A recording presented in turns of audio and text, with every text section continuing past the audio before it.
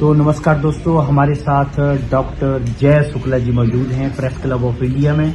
आइए हम मैम से बात करना चाहते हैं कि जैसे हमारे पूर्व प्रधानमंत्री डॉक्टर मनमोहन सिंह जी जो हैं वो हमारे बीच अभी नहीं रहे, क्या कहना चाहेंगे? बहुत बढ़िया प्राइम मिनिस्टर थे और बहुत ही अच्छा उन्होंने कई काम किए, बहुत सी डिग्रियां थी उनके पास, क्या कहना चाहेंगे? मैं क्या कहूँ, इस समय तो देश और केवल कांग्रेस नहीं, पूरा देश और पूरा विश्व महसूस कर रहा है कि कोई बहुत बड़ा सलाहकार, बहुत बड़ा मददगार, बहुत बड़ा मार्गदर्शक उनके बीच से चला गया है। बिल्कुल। और मैं मानती हूँ कि वो सही मायने में विश्वगुरु थे। अगर मैं उनकी सारी बातें बताने लगूँ तो आपका सारा समय उसी में, लेकिन एक दिन बैठेंगे उनके बारे में पूरी गुफ्तगू, उनके बारे में लंबी गुफ्तगू करेंगे।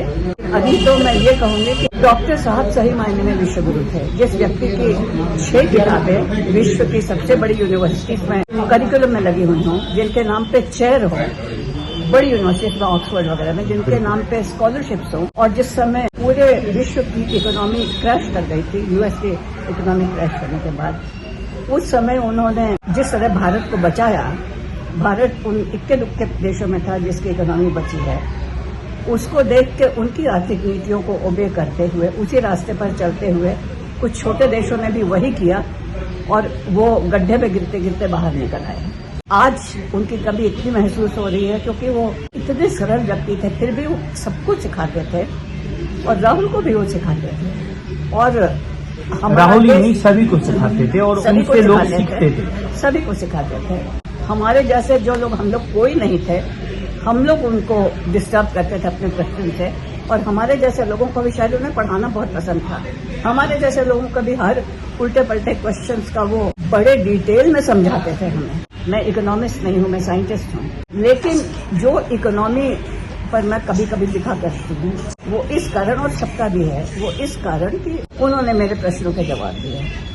और मैं जिस समय उनको डिस्टर्ब किया करती थी तब तो मैं कुछ भी नहीं थी, मैं महिला कांग्रेस में जनरल सेक्रेटरी थी उन दिनों, और तब भी वो समय देते थे, बता देते। तो उतना सरल व्यक्तित्व, उतना ईमानदार व्यक्तित्व, जिस पर जेपीसी की 3 कमेटियां बिठाई गई केवल उनको बदनाम करने के लिए, और वो पाक साफ निकले। वो जेपीसी की कमेटी जो अडाली पर नहीं बिठाई गई, जो माधवी बुच पर नहीं बिठाई गई, जो पुलवामा पर नहीं बिठाई गई, जिसके लिए बार डिमांड हुआ, वो व्यक्ति पर 3 बार जेपीसी कमेटी बिठाई गई। यानी क्या कहें कि वो, मेरी एक कविता है, वो बूढ़ा पेड़ आज एक भर गया, और उसको उसके अपनों ही ने तन किया, उसके अपनों ही ने शाखाएं काटी। तो लेकिन वो कहीं गए नहीं हैं, वो जिंदा है हम लोग के भीतर, उनके संस्कार है, उनकी इच्छा है, हैं तो वो सब जिंदा हैं। उनकी बुक तो बड़ी छोटी चीज है, उनके संस्कार, उनकी शिक्षा, उनकी यादें, उनकी आत्मा उस रूप में हम सबके साथ है, सबके भीतर है, और पूरी दुनिया उनका शोक बना रही है। आज मुझे बहुत दुख होता है, वो व्यक्ति है जो कि आरबीआई के गवर्नर इतनी छोटी उम्र में रहे, 40 साल की उम्र में उनको, मतलब इतने विद्वान वो थे, और उनकी योग्यता 40 साल की इतनी छोटी सी उम्र में उतना ऊंचा पद पा रहे थे। मंत्री तो बहुत बाद में बने, वित्त मंत्री रहते हुए उन्होंने भारत को, जिस समय 1991 में भारत एकदम क्रैश कर गई थी हमारी इकोनॉमी लगभग, और उस समय उन्होंने आके जिस तरह संभाला, और प्रधानमंत्री बनने के बाद तो उन्होंने जो चीजें की, RTI, जो चीजें की उन्होंने, छोटी से छोटी चीजें, छोटे से छोटा, जिसको कहते हैं ना होलिस्टिकली, हर क्षेत्र के, हर वर्ग के व्यक्ति को सहारा मिला है। जो मनरेगा हो, शिक्षा का अधिकार हो, सूचना का अधिकार हो, ये सब सारी चीजें उन्हीं के बनी हुई हैं। बिल्कुल उन्हीं। और उन्होंने और कई चीजें बनाई भी जो कि बेची गई, 17 चीजें तो उनकी बनाई हुई बिक गई हैं। आज मुझे कहते हुए बहुत दुख हो रहा है कि वो आज हमारे बीच में नहीं है। हमारे बीच में नहीं है तो दूसरी बात है, लेकिन 92 साल के थे, एक दिन सबको जाना है, शरीर तो सबका जाता है, वो तो हमारे पास अभी है। किंतु मुझे कहते हुए दुख हो रहा है कि किसी प्रधानमंत्री का आज तक क्या शवदाह निगमबोध घाट हुआ है। बार बार मांगने पे भी खड़गे जी ने, कांग्रेस अध्यक्ष खड़गे जी ने चिट्ठी लिखी, और इसके बावजूद वो जगह नहीं दी गई। हम देख रहे हैं कहाँ मिलेगी, वहाँ मिलेगी। उनकी अध्यक्षता के लिए जगह, मतलब उनका शरीर छूटने के बाद भी उनका अपमान कर रहे हैं। इतनी हिंसा मन में, इतनी चिड़, इतनी नफरत, क्योंकि उनके सिद्धांत इससे बिल्कुल अलग है। एक सर्वे हुआ था यूएन के द्वारा, यूएन की एक एजेंसी के द्वारा, और उसमें वो सबसे ईमानदार व्यक्ति माने गए थे, सबसे ईमानदार प्रधानमंत्री। आज की तारीख में अब तक के वो विश्व के सबसे ज्यादा पढ़े लिखे प्रधानमंत्री थे। बिल्कुल बिल्कुल सही आप कह रहे और हैं।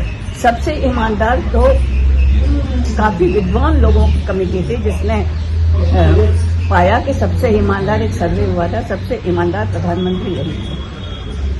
और इनके लिए निगम बोध घाट में जाना पड़ा। सोनिया जी तक ने फेसबुक पे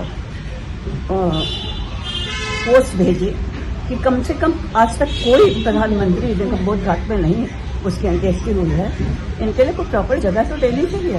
तो ये बड़ी दुख की बात है, बड़े और दुख की ऐसा बात नहीं है कि होना उनका चाहिए। शरीर छूटने के बाद भी नफरत, एक व्यक्ति से नफरत हो सकती है, प्रधानमंत्री से नहीं होनी चाहिए। प्रधानमंत्री से नहीं, ये विद्वान है, ये सचमुच है विश्व। हाँ, तो उनके लिए ये इसीलिए बहुत तो अन्यायपूर्ण हुआ है। देखिए, ऐसा अगर नहीं मेरी होना लाइन चाहिए। बहुत लंबी है और आपकी लाइन मुझसे ज्यादा लंबी है, तो मैं अपनी लाइन लंबी करूंगी तो मैं आपको नीचा दिखा सकती हूँ, माफ कीजिएगा। ये ऐसा नहीं होना चाहिए। मैं वो तो इनकी लाइन मिटा रहे और इनकी लाइन मिटा के क्या करेंगे, कहाँ तक मिटाएंगे? पूरा विश्व तो इनकी पूजा कर रहा है।